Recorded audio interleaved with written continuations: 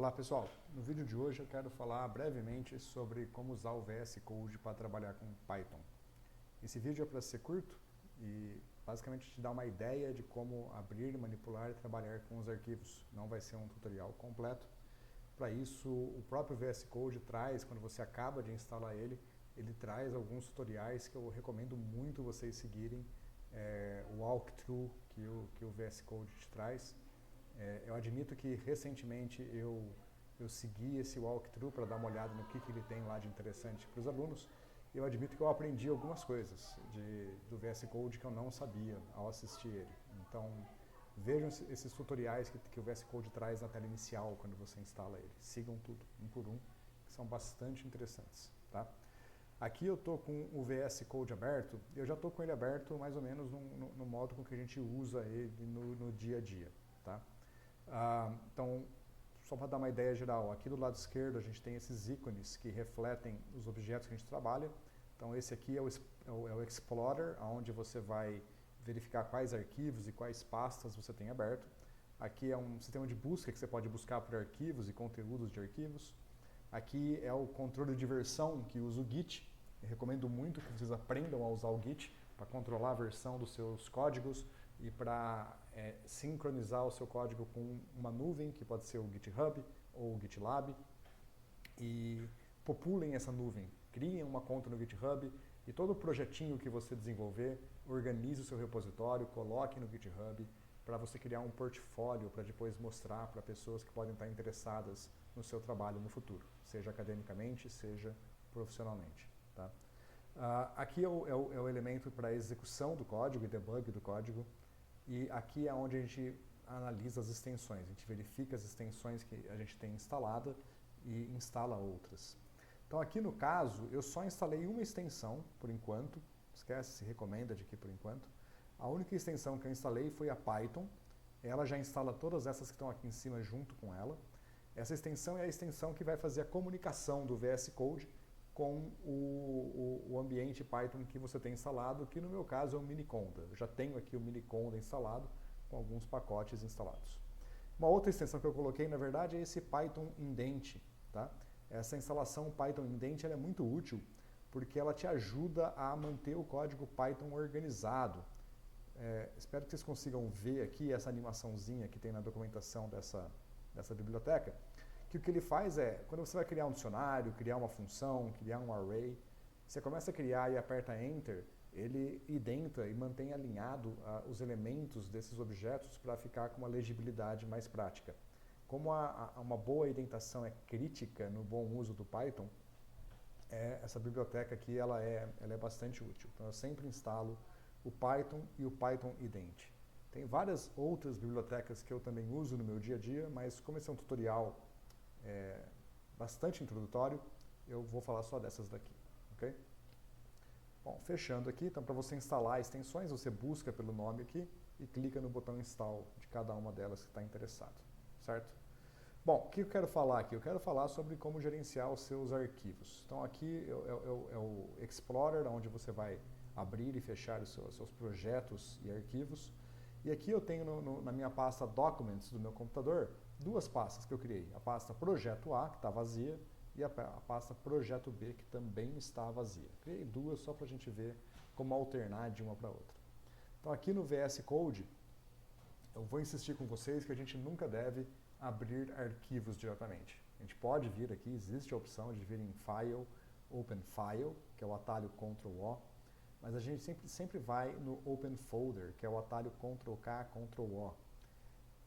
Estou insistindo no atalho porque isso é uma outra ferramenta importante que o VS Code explora muito e é uma característica de quem trabalha com programação, que é memorizar e usar bastante os atalhos de teclado e esquecer a existência do mouse pela maior parte do tempo.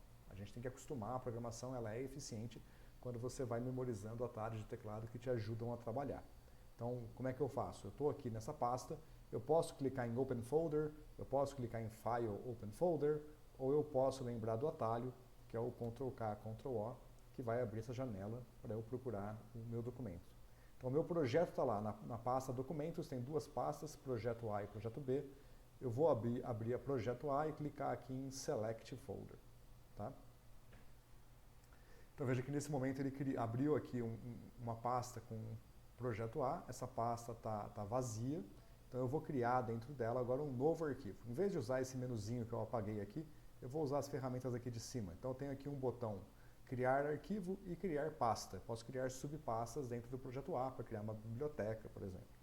Então nesse caso eu vou começar com um new file. Então eu vou criar um arquivo, vou chamar esse arquivo de simples.py, um arquivo de Python cru, certo? Um script não interativo, não, um script direto, e vou pôr esse código aqui, ó. Import numpy as np, print o valor de py é pi. Vou salvar, comando Ctrl S. Aqui no meu caso ele já identificou que o Python que vai ser utilizado, vejam aqui embaixo, é a versão 3.10.9 que ele já achou na minha instalação padrão do Conda. Se esse não é o ambiente que você quer trabalhar, você pode clicar aqui e escolher algum ambiente. Se o ambiente que você quer trabalhar não está aqui, você pode clicar em entrar caminho do interpretador e mais explicitamente escolher, mas no meu caso eu quero trabalhar exatamente com este daqui, tá ok? Para executar esse código eu posso clicar aqui no botão play, que vai executar, tem outras opções aqui para debugar, por exemplo, não vou falar sobre debug hoje, então eu vou clicar no botão de execução.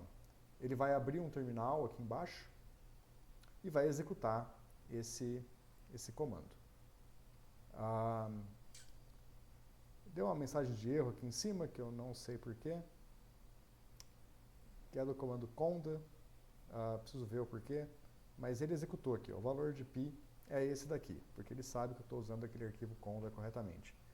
Esse erro aqui é meio surpreendente, eu preciso ver o porquê que ele não gostou desse erro aqui, tá? Mas ele executou, está funcionando a princípio.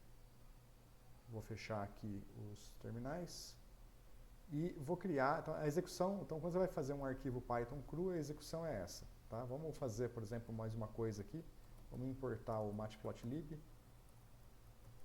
pyplot splt, e vamos fazer um gráfico simples, né? X vai ser linspace de 0 a 2 pi, np.pi, e o y vai ser o seno de x, plt.plot xy, plt.show. Então, basicamente, o gráfico do seno. Perdão, faltou passar aqui o número de pontos, vamos colocar 100 pontos. E vamos fazer o gráfico. Como eu estou num ambiente que não é interativo, ele até faz o gráfico, mas não vai ficar salvo em lugar nenhum, né? Vamos ver. É a primeira vez que eu executo, beleza, salvou aqui, mas ele é interativo, o código está em execução enquanto a janela está aberta, e se eu fechar a janela, naturalmente ele encerra o código e eu perco o gráfico. Quando você está rodando o Python num arquivo não interativo, num arquivo de script cru, para salvar o gráfico você tem que rodar o savefig, né? Seno.png, por exemplo, né? Agora eu posso executar de novo. Ele faz o gráfico, mas também salvou o arquivo. Tem uma opção também para você não exibir o gráfico na tela, não abrir a janela, certo? Não vou passar ela aqui agora, mas quem gosta de executar scripts crus.py, é interessante você não salvar a figura e não exibir ela na tela. Você tem um comando para desativar o modo interativo. É só procurar no Google o que vocês encontram. A outra opção é criar um arquivo Jupyter, trabalhar com Jupyter, tá? Para isso, vamos fazer isso no projeto B. Então, vamos fechar o projeto A e criar um projeto B, que vai ter essencialmente esse mesmo código, só que num arquivo Jupyter. Eu vou trocar de projeto meramente para vocês verem como é que faz a troca de projeto. Eu poderia, naturalmente, construir um arquivo Jupyter dentro desse projeto também, tá? Então, vou fechar esse daqui, vou fechar essa pasta. Fechar a pasta, eu posso vir aqui em File e procurar aqui embaixo o Close Folder, ou eu posso memorizar Ctrl+K+F, tá? Então, Ctrl+K+F, deve ser de Kill Folder, tá? Fechou a pasta, então de volta para o início, tá? Não tem nenhuma pasta aberta, e eu posso agora abrir a pasta do projeto B. Então, vou aparecer Ctrl+K Open, Documentos, Projeto B. Vou abrir aqui, vocês vão ver que o projeto B é uma pasta vazia, só para a gente visualizar, ó, no projeto A agora eu tenho o arquivo seno e o simples.py. Se eu mandar aqui o Windows mostrar arquivos ocultos, já está mostrando. É só isso, são só esses dois arquivos então, né? No projeto B está vazio, e agora vamos criar aqui no projeto B um arquivo que vai ser o interativo.ipynb. Então, quando você coloca a extensão ipynb, ele reconhece como um Python Notebook e já abre esse arquivo com uma estrutura do Jupyter, tá? Aqui ele está detectando o kernel no momento. Talvez eu tenha que instalar o kernel, porque como eu limpei a minha configuração, eu acho que o meu Conda não está com o kernel do Jupyter instalado. Ele está demorando um pouquinho, provavelmente por causa disso. Bom, ele encontrou, tá? Vamos ver, talvez esteja instalado já.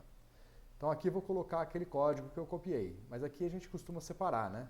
Então vamos separar aqui os imports numa célula. Para adicionar uma célula, eu clico aqui do lado e aperto B de below para adicionar embaixo, ou A de above para adicionar acima. Eu vou criar aqui mais uma. Então, numa célula eu vou só colocar o print e na outra célula o cálculo do matplotlib, certo? Basicamente o mesmo código, mas agora numa estrutura Jupyter. Para executar é só o Shift Enter. Está vendo que ele está marcado em tracejado? Provavelmente porque ele não achou o kernel, na verdade. Vamos verificar. Ele vai reclamar que o kernel não está instalado.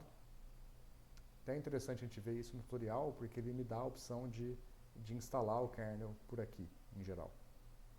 Vamos ver se vai ser o caso.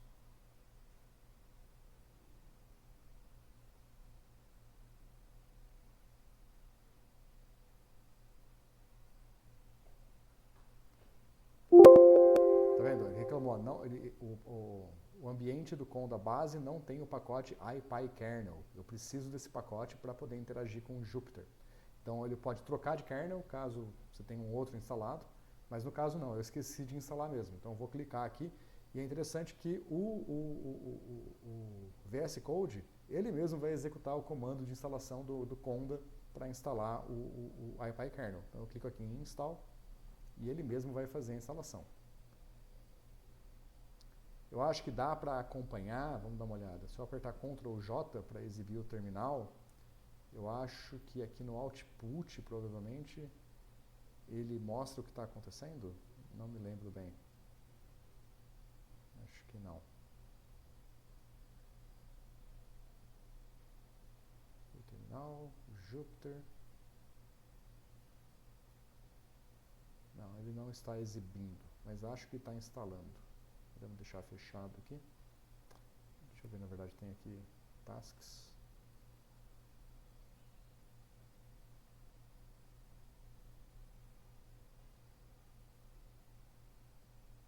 Não, acho que está aqui sim, ó, ele está instalando, né? Deixa eu minimizar essa tela aqui.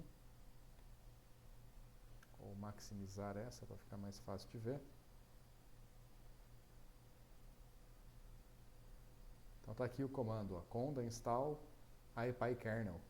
Ele está fazendo a instalação, mas aqui está essa janelinha que está na frente e eu não consigo tirar ela da frente. Se não me engano, ela fica aqui sempre, né? Mas está aqui em execução. Então precisamos esperar aqui, fica mais fácil de ver assim. Então ele está nesse momento fazendo esse install aqui. Só para lembrar como é que eu achei essa parte aqui, eu apertei o Ctrl J para abrir essa janelinha aqui de terminal, aqui no Output, e eu fui no Output do Jupyter, para ver qual é o comando que ele estava executando. Veja, está passando aqui pelas instalações agora dos pacotes.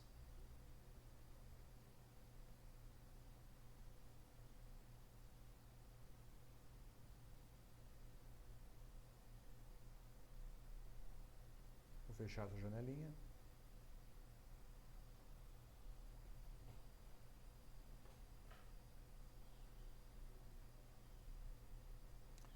Espero que não demore muito, gente. Perdão, eu deveria ter instalado isso antes de começar a gravar o vídeo, mas esqueci que eu precisava desse pacote para o Jupyter. Esse é o tipo de coisa que você faz uma vez só e não fica fazendo o tempo inteiro, né?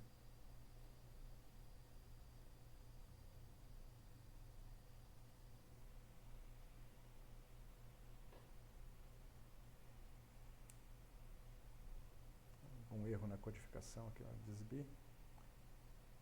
Pronto, essa é a etapa final da instalação, Verifying Transaction.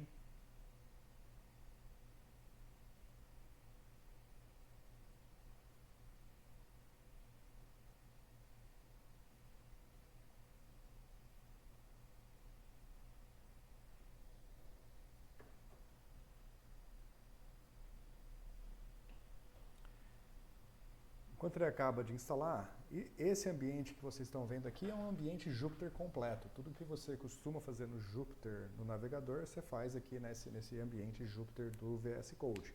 Então, se você quiser usar os comandos mágicos do Jupyter para rodar o pip, rodar o conda com exclamação aqui, funciona. Tudo que você está acostumado funciona. A linguagem de Markdown acabou de instalar, já vai executar, ó, executou. Uma coisa legal é que ele fala quanto tempo demorou para executar cada célula, tá?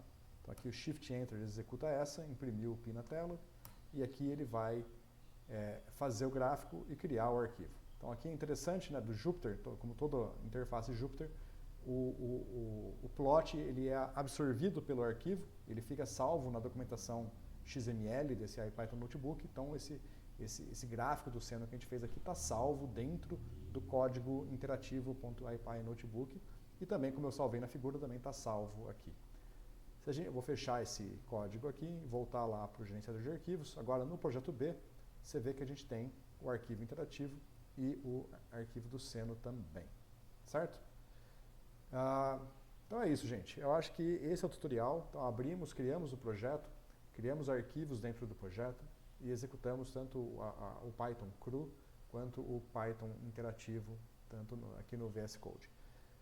De novo, insisto que vocês sigam os tutoriais do VS Code. Esses tutoriais você pode encontrar na tela inicial dele, nesse welcome dele. Você pode clicar aqui em Open Walkthrough, e aqui você tem Getting Started with Python Development, Getting Started with Jupyter Notebooks, Getting Started with VS Code, Learn the Fundamentals, Boost Your Productivity, todos esses aqui. Todos esses walkthroughs, eu passei por todos eles há algum tempo atrás. Em todos eles eu aprendi alguma coisa nova sobre o Python, Jupyter e o VS Code que foram interessantes. Então recomendo que vocês passem por eles, que são bem legais. Acho que isso é uma boa introdução, acho que dá uma velocidade inicial para vocês começarem a desenvolver em Python. E mais para frente eu faço outros vídeos discutindo recursos mais avançados. E se vocês tiverem alguma sugestão, me escrevam sobre algum tópico que vocês queiram que eu prepare um vídeo, e eu vou preparar com toda certeza. Ok, gente? Por enquanto é isso, e qualquer coisa me procurem.